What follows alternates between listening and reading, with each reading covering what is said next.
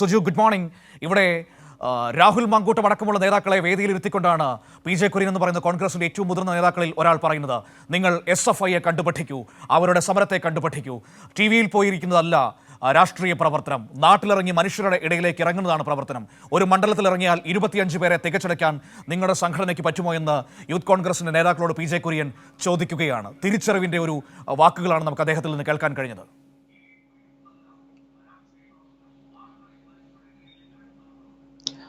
തീർച്ചയായിട്ടും മനു, ഇതിലെ ഏറ്റവും കൗതുകം എന്ന് പറയുന്നത് കഴിഞ്ഞ ദിവസം KSUവിന്റെ സംസ്ഥാന അധ്യക്ഷൻ പത്തനംതിട്ടയിൽ നടത്തിയ ഒരു പ്രതികരണമുണ്ട്.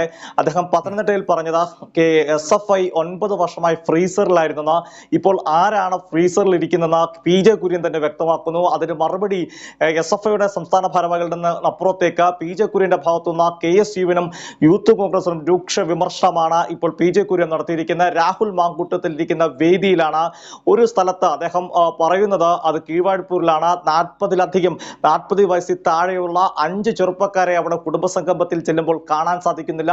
ധാരാളം യുവാക്കൾ ഉണ്ടായിരുന്ന സ്ഥലത്താണ്. അങ്ങനെ യൂത്ത് കോൺഗ്രസിൽ ആളില്ല എന്നുള്ള കാര്യം, അല്ലെങ്കിൽ കോൺഗ്രസിൽ യുവാക്കളില്ല എന്നുള്ള കാര്യമാണ് പി ജെ കുര്യന്റെ രൂക്ഷ വിമർശനം ഉണ്ടായിരിക്കുന്നത്. അത് ഉദാഹരണം സഹിതം, അദ്ദേഹത്തിന്റെ അനുഭവ സഹിതമാണ് അദ്ദേഹം പങ്കുവെക്കുന്നത്. മറ്റൊരു പ്രധാനപ്പെട്ട കാര്യം, SFIയുടെ യൂണിവേഴ്സിറ്റി സമരങ്ങളെ പ്രതിപക്ഷ നേതാവ് VD സതീശൻ അതിനെ ഗുണ്ടകളെന്ന് വിളിക്കുമ്പോൾ, ഇവിടെ കോൺഗ്രസിന്റെ രാഷ്ട്രീയകാര്യ സമിതി അംഗം കൂടിയായിരിക്കുന്ന മുതിർന്ന നേതാവ്, മുൻ രാജ്യസഭാ വൈസ് ചെയർമാൻ കൂടിയായിരിക്കുന്ന പി ജെ കുര്യൻ SFIയുടെ യൂണിവേഴ്സിറ്റി സമരത്തിലെ അഗ്രസീവ് യൂത്ത് ശുഭിത യൗവനം എന്നാണ് പറയുന്നത്. ആ യൗവനത്തെ ചൂണ്ടിക്കാട്ടിക്കൊണ്ട് നിങ്ങൾക്ക് അത്രയും സംഘടിപ്പിക്കാൻ സാധിക്കില്ലെങ്കിൽ പോലും യുവാക്കളെയെങ്കിലും സംഘടിപ്പിക്കണമെന്ന് ഉപദേശിക്കുന്നത്. അതായത് VD സതീശന് കൂടിയുള്ള മറുപടിയായിട്ട് വേണമെങ്കിൽ ഇതിനെ കാണാം. കാരണം SFIയുടെ സമരത്തെ തള്ളിക്കളയുന്ന കോൺഗ്രസ് നേതാക്കളോടാണ് അതേ വേദിയിൽ KPCC അധ്യക്ഷനും യൂത്ത് കോൺഗ്രസ് സംസ്ഥാന അധ്യക്ഷനും മറ്റ് കോൺഗ്രസിന്റെ പ്രധാനപ്പെട്ട അടൂർ പ്രകാശ് UDF കൺവീനർ ഇരിക്കുന്ന വേദിയിലാണ് പി ജെ കുര്യൻ വളരെ കൃത്യമായി പറയുന്ന SFIയുടെ സമരം കണ്ടില്ലേ, അവിടുത്തെ അഗ്രസീവ് യൂത്ത് ശുഭിതമായ യൗവനത്തെ കണ്ടില്ലേ എന്ന് ചോദിക്കുന്നത്.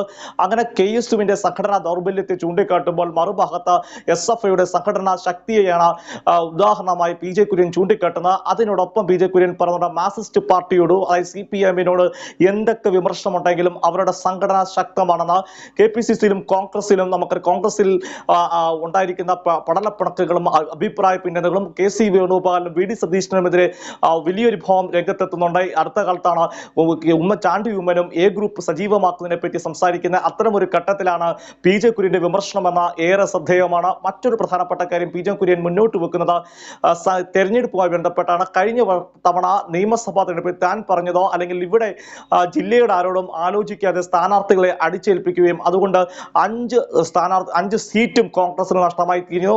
പത്തനംതിട്ടയിൽ 5 സീറ്റ്, 5 നിയമസഭാ സീറ്റും LDF-നാണ് വൻ വിജയം നേടിയിരിക്കുന്നത്. അതും ചൂണ്ടിക്കാട്ടുന്നു. അതായത് സ്ഥാനാർത്ഥി നിർണയത്തിൽ ഉൾപ്പെടെയുള്ള കാര്യത്തിൽ പി ജെ കുര്യൻ ഇപ്പോഴേ ഒരു നിലപാട് പ്രഖ്യാപിക്കുവാണ്.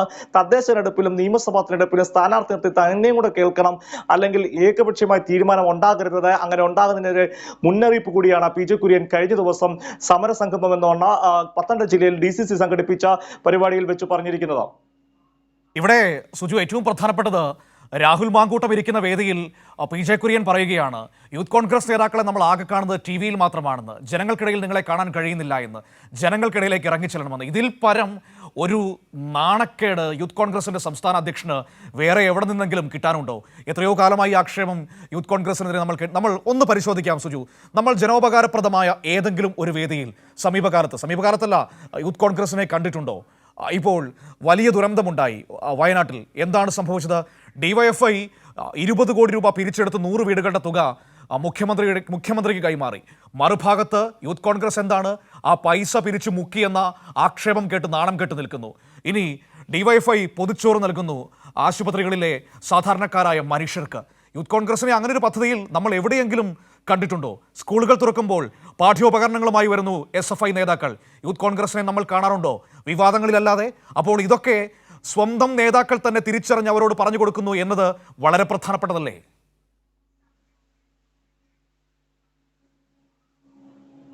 തീർച്ചയായിട്ടും മനു, ഇതിൽ യൂത്ത് കോൺഗ്രസിന്റെ ഫണ്ട് തട്ടിപ്പുമായി ബന്ധപ്പെട്ട് പത്തനംതിട്ടയിലാണ് രാഹുൽ മാങ്കൂട്ടത്തിൽ വാർത്താ സമ്മേളനം നടത്തിയത്. അവിടെയും ചില വിചിത്രമായ വാദമുണ്ട്. കാരണം രാഹുൽ മാങ്കൂട്ടത്തിൽ ഈ യോഗത്തിൽ പങ്കെടുത്തിരുന്നു. Youth Congress Rahul Mankoottal bank statement എടുത്ത് കാട്ടിക്കൊണ്ട് പറഞ്ഞ് 88 ലക്ഷം രൂപ യൂത്ത് കോൺഗ്രസിന്റെ സംസ്ഥാന കമ്മിറ്റിയുടെ ബാങ്ക് അക്കൗണ്ടിലേക്ക് ഇതുമായി ബന്ധപ്പെട്ടുണ്ട്. അതിൽ നിന്ന് ഒരു പൈസ പോലും പിൻവലിച്ചിട്ടില്ലെന്നാണ് രാഹുൽ മാങ്കൂട്ടൽ പറഞ്ഞത്.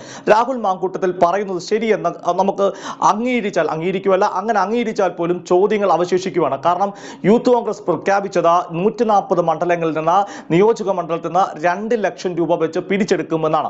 അങ്ങനെയെങ്കിൽ 2,80,00,000 രൂപയാണ് രാഹുൽ മാങ്കൂട്ടത്തിന്റെ യൂത്ത് കോൺഗ്രസ് 30 വീടിന് വേണ്ടി ടാർഗറ്റ് ഫിക്സ് ചെയ്തത്. അങ്ങനെ 2,80,00,000 രൂപ ടാർഗറ്റ് ഫിക്സ് ചെയ്ത യൂത്ത് കോൺഗ്രസിന് ലഭിച്ചിരിക്കുന്നത് 88 ലക്ഷം രൂപ അല്ലെങ്കിൽ 86 ലക്ഷം രൂപ മാത്രമെന്നാണ് രാഹുൽ മാങ്കൂട്ടത്തിൽ പറയുന്നത്. അങ്ങനെയെങ്കിൽ ബാക്കി തുക എവിടെ പോയി? ഒന്നെങ്കിൽ രാഹുൽ മാങ്കൂട്ടത്തിൽ പറയണം, തങ്ങൾ ഇപ്പോൾ പി ജെ കുര്യൻ പറഞ്ഞ പോലെ ആളില്ലാത്ത സംഘടനയാണ്, തങ്ങൾക്ക് സംഘടനാ ശേഷിയില്ല, അതുകൊണ്ട് 2,80,00,000 രൂപ ടാർഗറ്റ് ചെയ്തെടുത്ത് ഞങ്ങൾക്ക് 88 ലക്ഷം രൂപയെ ലഭിച്ചുള്ളൂ. മാത്രമല്ല ജനങ്ങൾ ഞങ്ങളെ തിരസ്കരിച്ചു. ഡിവൈഎഫ്ഐ 100 വീടിനുള്ള പണം 25 കോടി രൂപ സമാഹരിച്ചപ്പോൾ ഞങ്ങൾ ഡിവൈഎഫ്ഐ ഈ കാര്യം പറഞ്ഞ് ജനങ്ങളോട് ഇറങ്ങിയപ്പോൾ 25 കോടി രൂപ കിട്ടി. എന്നാൽ ഞങ്ങൾ വയനാടിന്റെ കാര്യം പറഞ്ഞ് ഇറങ്ങിയപ്പോൾ പ്രളയത്തിൻ്റെയൊക്കെ മുനനുഭവം വെച്ചുകൊണ്ടായിരിക്കാം ജനങ്ങൾ തിരസ്കരിക്കുകയും 88 ലക്ഷം രൂപ ലഭിച്ചുള്ളത്. 88 ലക്ഷം രൂപയാണ് ലഭിച്ചിട്ടുള്ളെങ്കിൽ ഏതാണ്ട് ഒരു നിയോജക മണ്ഡലത്തിൽ 70,000 രൂപ താഴെ മാത്രമേ യൂത്ത് കോൺഗ്രസിന് സമാഹരിക്കാൻ സാധിച്ചുള്ളൂ കണക്കുകൾ പറയുന്നത്. ഒന്ന് ആലോചിച്ച് നോക്കുക. യൂത്ത് കോൺഗ്രസിന്റെ പ്രമുഖ നേതാക്കൾ, MLA-മാരുണ്ട്, അവരെല്ലാം ഉൾപ്പെടുന്ന ആളുകൾ ഇത്തരത്തിലൊരു പണപ്പിരിവ് അല്ലെങ്കിൽ ഇത്തരത്തിൽ ധനം ശേഖരിക്കുമ്പോൾ ഒരു നിയോജക മണ്ഡലത്തിൽ നിന്ന് 70,000 രൂപ താഴെ ലഭിച്ചു എന്ന് പറയുമ്പോൾ അത് എത്ര കണ്ട് ജനങ്ങൾക്ക് വിശ്വസിക്കാൻ സാധിക്കുമെന്ന സംശയമുണ്ട്. ഇവിടെയാണ് ഇന്നലത്തെ വാർത്ത 11 കമ്മിറ്റികൾക്ക് നടപടി എന്ന് പറയുമ്പോൾ ഇവരുടെ ഫണ്ട് തട്ടിപ്പുമായി ബന്ധപ്പെട്ട സംശയം ബലപ്പെടുന്നത്. അതിൽ പ്രധാനപ്പെട്ടതാണ് ഈ ഫണ്ട്, ഈ യൂത്ത് കോൺഗ്രസിന്റെ സംസ്ഥാന bank account statement Rahul Mamkootathil കാണിക്കുമ്പോൾ അക്കൗണ്ടിലേക്ക് വന്ന പണമാണ് കാണിക്കുന്നത്. മറിച്ചൊരു ചോദ്യം ഉയരുന്നത് ഇത്തരത്തിൽ, അതായത് ജനങ്ങളിൽ നിന്ന് അവർ രാഹുൽ മാങ്കൂട്ടത്തിൽ പറയുന്നത് വ്യാപകമായി അവർ പൊതുപ്രവർത്തനവും ഈ മുമ്പ് ഡിവൈഎഫ്ഐയെ കളിയാക്കിയ ആക്രി പെറുക്കൽ തുടങ്ങിയ കാര്യങ്ങൾ, കേറ്ററിംഗിന് വർക്കിനൊക്കെ പോയി എന്നുള്ളത്. അപ്പൊ രാഹുൽ തന്നെ സമ്മതിക്കുന്നുണ്ട് അത്തരത്തിൽ വിപുലമായ രീതിയിൽ അവർ പണം സമാഹരിക്കാൻ. അപ്പൊ അതെല്ലാം ജനങ്ങളെല്ലാം കേറ്ററിംഗിന് പോകുമ്പോൾ അക്കൗണ്ടിലേക്ക് അല്ലല്ലോ പണം ഇട്ട് കൊടുക്കുന്നത്. അവർ പണം കയ്യിൽ നേരിട്ടായിരിക്കാം ആക്രി പെറുക്കുവാൻ ബന്ധപ്പെട്ടുകൊണ്ട് അതിൽ പണം നേരിട്ടായിരിക്കാം കൊടുക്കുന്നത്. അത്രയും പണം മുഴുവൻ വന്നോ എന്ന സംശയമാണ്. അപ്പോൾ മൂന്നാമത്തെ ഒരു കാര്യം, അങ്ങനെ ജനങ്ങൾ തിരസ്കരിച്ചു അല്ലെങ്കിൽ വേണ്ട രീതിയിൽ പ്രവർത്തിക്കാൻ സാധ്യമായില്ലെങ്കിൽ 88 ലക്ഷം രൂപ മാത്രം അക്കൗണ്ടിലേക്ക് വരുമ്പോൾ 30 വീട് പണിയാൻ അത് തികയില്ലെന്ന ഉറപ്പാവുന്ന ഘട്ടമാണ്. എന്തുകൊണ്ട് രാഹുൽ മാങ്കൂട്ടത്തിലും യൂത്ത് കോൺഗ്രസ്കാരും തുടർ പ്രവർത്തനത്തെ വയനാടിനെ സഹായിക്കാൻ വേണ്ടി വീണ്ടും ഒരു പണസമാഹാരത്തിന് വേണ്ടി 1 വർഷം കാത്തിരുന്നു, ഇറങ്ങിയില്ല. അപ്പൊ ഇവിടെ പ്രധാനമായും രാഹുൽ മാങ്കൂട്ടത്തിന് മുമ്പിലേക്ക് ഉയർന്ന ചോദ്യമാണ്, ജനങ്ങൾ നിങ്ങളെ തിരസ്കരിച്ചോ? അതുകൊണ്ടാണോ നിങ്ങൾക്ക് 88 ലക്ഷം രൂപ മാത്രം സമാഹരിക്കാൻ സാധിച്ചത്?